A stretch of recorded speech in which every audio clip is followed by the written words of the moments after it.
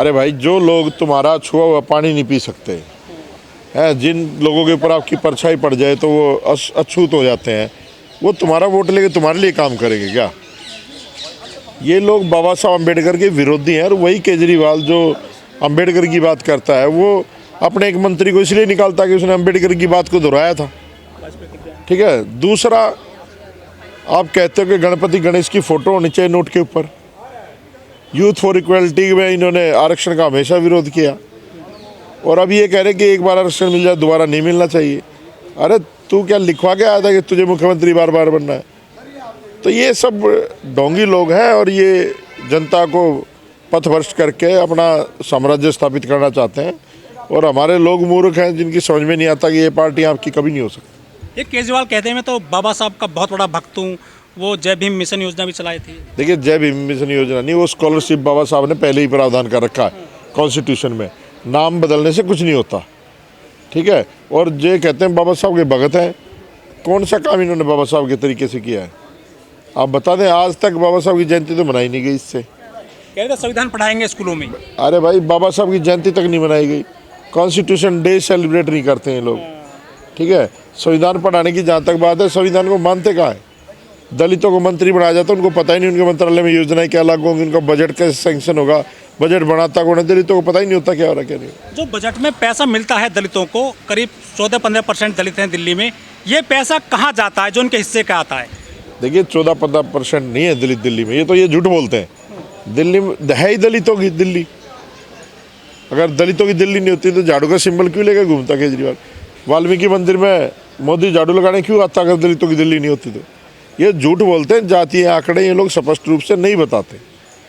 तो ऐसा नहीं है। दिल्ली तो क्या देश ही है, हमारा मूल निवासियों का देश है, और हम लोग ज़्यादा संख्या में हैं। लेकिन हमारे लोग इतने मूर्ख हैं कि दूसरे घर में जाकर के सोचते हैं हम लोग इसके मालिक बन गए। तो लोग भटक रहे हैं, घूम रहे हैं। लोग आरोप लगाते हैं केजरीवाल जी फ्री बिजली पानी में पैसा बांट रहे हैं, बहा रहे हैं दलितों का, जो बजट में सैंक्शन होता है स्पेशल कंपोनेंट्स प्लान का। देखिए, स्पेशल कंपोनेंट प्लान पे ना एक एक्ट बनना चाहिए और ये कानून बनना चाहिए, ताकि ये पैसा कहीं और डाइवर्ट ना हो।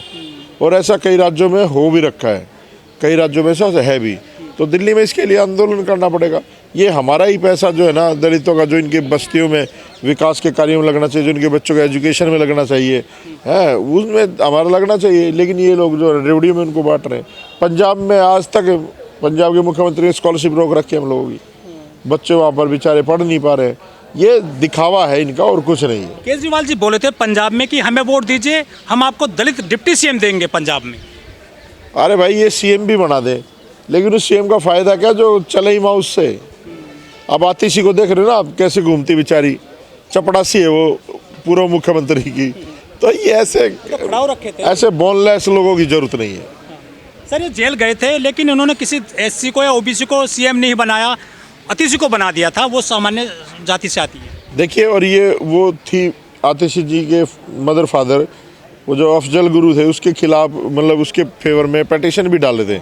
तो ये देशद्रोही लोग हैं। पहले भी मैं बहुत सारे लोगों ने कहा कि ये सिर्फ डेमोक्रेसी को डिस्टर्ब करने के लिए आए। आम आदमी पार्टी जो है डेमोक्रेसी डिस्टर्ब करने का काम करती है। ईमानदार पार्टी है आम आदमी पार्टी। सब चोर हैं। सारी सरकार जमानत पे और ये ईमानदार है। दिल्ली की सारी सरकार जमानत। कहाँ हुए सर? दोषी कहाँ सिद्ध हुए? अरे हम तो बाइज्जत बरी हुए हैं, जब भी इनकी नज़र में हम लोग दोषी हैं। यहाँ इस देश में जाति ही गुनाह है। आप अगर शेड्यूल कास्ट में पैदा हो गए तो ये घोषित दुश्मन हो आप लोग इनके। तो आपको समझना पड़ेगा हमारे लोगों को कि हमें क्या करना क्या नहीं करना। कह रहे थे कि हम तो कुछ भी नहीं लेंगे। अब जो है वो शीश महल की बात हो रही है, लाखों के पर्दे लगे थे इनके घरों में, वो जब चुनावी मुद्दा बना हुआ है। देखिए, लड़ाई तो अर्जुन और एकलव्य की थी, और लड़ाई किसकी हुई? दुर्योधन की और अर्जुन की। ये सब चाचे ताई के बैठे हैं, आपस में लड़ रहे हैं। ठीक है। इनको कोई लेना देना नहीं है लोगों से या हमारे समाज के लोगों से। इनको सिर्फ सत्ता चाहिए और देश को लूटने का काम कर रहे हैं लोग। कह रहे हैं कि हमने एजुकेशन अच्छी कर दी, स्कूल अच्छे कर दिए, स्वास्थ्य अच्छा कर दिया, सिंगापुर बना रहे थे दिल्ली को। देखिए, बिल्डिंग जो बनती है ना स्कूलों की, उसमें मुख्यमंत्री 35% कमीशन खाता है। ये दिखाना आप ये बात। ठीक है। बिल्डिंगें बनाई, मास्टर एक भी नहीं भर्ती किया इन लोगों ने। टीचर परमानेंट नहीं किए, कुछ भी नहीं किया इन्होंने, एक भी टीचर भर्ती नहीं किया। लेकिन ठेकेदारी कुछ कम हुई दिल्ली में? कुछ नहीं, बढ़ी है। रिश्वतें बढ़ी हैं, मक्कारियाँ बढ़ी हैं, लूटपाट बढ़ी है, सब कुछ बढ़ाइए, कम क्या हुआ? बैटरी वाली बस आ गई है सर, डीटीसी की प्रदूषण कम हुआ है। कुछ नहीं कम हुआ, कहाँ पर फ्री हो? यमुना में तो कम हुआ होगा प्रदूषण। अरे भाई यमुना का पता ही नहीं, यमुना है कि नाला है, वो गंदा नाला है ना। और यमुना में नहाने से शरीर धुलता, पाप थोड़ी धुलते हैं। अब ये कुंभ में जा रहे हैं, वहाँ कहते पाप धोके आएंगे और फिर पानी भी वहीं से भर के लाएंगे, वो पाप वाला पानी। आप तो इन चीज़ों को मानते नहीं सर, लेकिन आस्था है।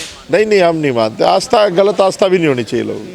अच्छा सर, जो दिल्ली में एससी और मुसलमान बड़े पैमाने पर वोट देता है आम आदमी पार्टी को, लेकिन जब वहाँ बात आती है राज्यसभा भेजने की तो दरवाजे बंद हो जाते हैं SC ST के लिए आम आदमी पार्टी में। देखिए निकम्मे लोग हैं, दलित और मुस्लिम बहुत निकम्मे लोग हैं। इन लोगों को अपने मुद्दों पे अपने लोगों को आगे भेजने के लिए ही राजनीति करनी चाहिए। और मैं तो कहता हूँ छोड़ के सारी पार्टियाँ अपना कोई दल बना के दलित और मुस्लिमों को दिल्ली पे आधा बोलना चाहिए। अरे सर SC है, वो है SP है, BSP है, और कितनी पार्टी बनवाओगे? अरे भाई कौन सी ASP BSP कहाँ है? वो चुनाव लड़ रहे हैं सर। कहाँ है? कोई देखा आज तक कोई होर्डिंग, कोई पोस्टर है? वो गाना सुना आपने, जितनी चाबी भरी राम ने उतना चले खिलौना? तो खिलौने जितनी चाबी भरेंगे उतना। कौन झूठा है, कौन कैसा, कौन, इस पे तो कोई टिप्पणी करने का कोई फ़ायदा भी नहीं है। और जहाँ तक ये बातें जो लोग कह रहे हैं, ये तो बाबा साहब अम्बेडकर ने पहले ही प्रावधान कर रखा बहुत सारी चीज़ों का, चाहे वो पुजारियों का हो, चाहे महिलाओं का हो। मतलब नेशन का एक कर्तव्य बनता है अपने सिटीजन के प्रति कि वो अपने सिटीजन का ध्यान रखें। लेकिन अब यहाँ पर लोग ऐसे हैं सरकार में, उनको सिटीजन से कोई लेना देना नहीं है। उनको दो चार ही मित्र चाहिए, अडानी अंबानी हो, या फिर ये जो अब दारू वाले जो कह रहे हैं हम झाड़ू वाले हैं, ये लेकिन दारू वाले हैं। तो ये लोग मुझे नहीं लगता, ये सिर्फ जो है एक सातिर चोरों की तरह खेल रहे हैं। जनता के टैक्स का पैसा जनता को ही लुभाने वादे कर करके उनका ही पैसा उनको ही देने का काम कर रहे हैं। केजरीवाल अपने बाप के अकाउंट से पैसे निकाल के देते, पता चले ना कि कैसे डेमोक्रेसी चलाई जाती है। अरे भाई डेमोक्रेसी में आप लोगों को रोजगार दो, है लोगों को और व्यवस्था दो। अब आप देखिए स्कूलों का बुरा हाल है, एक भी भर्ती नहीं की दिल्ली में। DTC जो है ना वो ख़त्म होने के कगार पे है। तो रेवड़ी बांटी जा रही है, क्या इससे भला होगा जनता का? जिनका भला आज तक नहीं हुआ उनका क्या भला कर पाएंगे ये लोग? हमारे लोगों को समझना चाहिए कि राज्य सत्ता जो है वो सोशल वेलफेयर के लिए होती है, लेकिन सोशल वेलफेयर कर कौन रहा है? ये तो ये सोच रहे हैं कि हमारा जो डाकुओं की तरह लूट रहे हैं देश को, वो ख़त्म ना हो जाए। इसलिए लोगों को बहकाने के लिए कभी कुछ कहते हैं, कभी कुछ कहते हैं, कभी कुछ कहते हैं। लेकिन इस बार जो है ना दिल्ली में बहुत अजीब से परिणाम आपको देखने को मिलेंगे। इस बार इतनी आसान नहीं दिल्ली विधानसभा चुनाव। जो केजरीवाल एक तरफ बात करते हैं भगत सिंह की, बाबा साहब की, वहीं दूसरी तरफ कह रहे हैं कि आरक्षण खत्म होना चाहिए, जिसने एक बार ले लिया उसको दोबारा नहीं मिलना चाहिए। केजरीवाल तो आरोप कांग्रेस पे लगा रहे हैं कि वो बीजेपी से मिलकर चुनाव लड़ रही है। देखिए अरविंद केजरीवाल जी ने जब जेल में थे तो सबका सवाल था कि केजरीवाल जी को जेल में डाल दिया, केंद्र सरकार दोषी है। लेकिन मुझे लगता है कि केजरीवाल जी वाकई दोषी थे, क्योंकि जब वो जेल से बाहर आए उन्होंने अपने पद से इस्तीफा दे दिया, इस्तीफा देकर CM अतिशी को बना दिया। अब अतिशी के नाम पर चुनाव में वोट तो नहीं मांग रहे, तो CM अतिशी जी को बनाना जनता का जो समर्थन था उसको नकार दिया, जनता ने जो उनको कुर्सी पर बैठा था उसको नकार दिया। अब वो बाहर आ चुके, सबसे पहले उन्होंने क्या किया, बाहर आके गठबंधन तोड़ दिया, अपना पद से इस्तीफा दे दिया। तो मुझे लगता है कि ये बीजेपी की डिमांड थी, इस्तीफा दीजिए, गठबंधन तोड़िए। बिल्कुल केजरीवाल जी अगर भ्रष्टाचारी नहीं होते तो वो अपने पद पर अड़े रहते। वो कहते मेरे को जनता ने चुन के CM बनाया, मैं CM रहूंगा, मैं गठबंधन में ही चुनाव लड़ूंगा। लेकिन क्योंकि वो भ्रष्ट थे कि इस बात पर मोहर लगा देता है कि बीजेपी से उनकी सांठगांठ हुई, वो जेल से बाहर आए और जेल से बाहर आने के बाद उन्होंने अपने पद से इस्तीफा दे दिया।